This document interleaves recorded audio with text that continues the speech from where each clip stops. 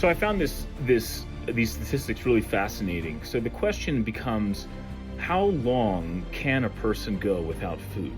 We've heard different biblical stories of people going 40 days without food in the wilderness, prophets of old, people who are protesting different issues through hunger strikes, and just some math and some basic numbers. But there's about 3,500 calories in a pound of fat. And according to the CDC, in 2017, 40% of all Americans had a body fat percentage that was 30% or higher. It's a BMI, it's a flawed calculation, but it gives you a general sense of where things stand. Anyway, the point is that 40% of all Americans are obese. And if you do the math, the average male is 200 pounds in America, the average female is 170. And it basically means that 40% of all Americans have something like 60 pounds of excess fat when they're male, and 51 pounds of excess fat if they're female.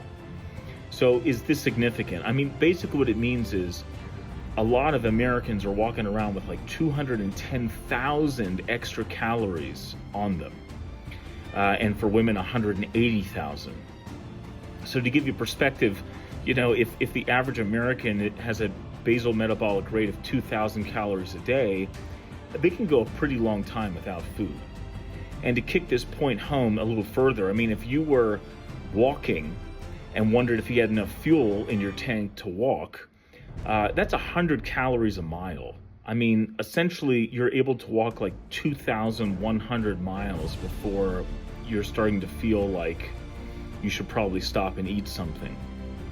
I mean, it's a theoretical example, but I'm just describing it to kick home the point that you have a lot of extra fuel. At the same time, if you were a human light bulb at 100 watts, you would actually be able to run that light bulb for something like 2,000 days. So that's interesting. And then finally, just to kick this point home even further, there was a gentleman named Angus from Scotland. He has the world record of not eating in human history as far as we know. And accordingly, he did not eat anything for 382 days. He lost a considerable amount of his body mass and actually was quite healthy afterwards. He had nothing but water and vitamins and some teas and coffees for that whole period of time. That just blows my mind.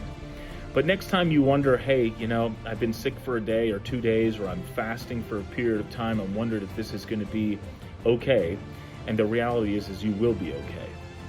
And next time your plane crashes in the middle of the Andes Mountains and you haven't eaten anything in 5 days, you probably shouldn't decide to eat the passenger next to you to survive, because you probably have like another 100 days of calories that you can burn through. So take the higher path, don't eat your friend, and continue to fast and get all those physiological benefits and look for help. Kind of dark humor, but point is that it's an amazing thing, because evolutionarily what it implies is that our ancestors must have gone through some pretty extreme famines for our bodies ultimately to create a process and a storage of energy that can last a year if necessary. The famines of old, the 7-year famine, the 3-year famine, all of this speaks to, in my mind, to a body that's very adept to surviving periods of fasting. And never mind the fact that it's actually very beneficial to you, but we can survive. We are survivors. And